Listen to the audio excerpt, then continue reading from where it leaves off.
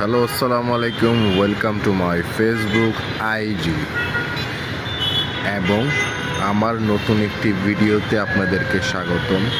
শুভ সন্ধ্যা সবাইকে। কেমন আছেন? আশা করি ভালো আছেন, সুস্থ আছেন। আমি আপনাদের দয়ায় ভালো আছি, সুস্থ আছি। আপনাদের মাঝে শেয়ার করলাম সন্ধ্যার আগের কিছু সুন্দর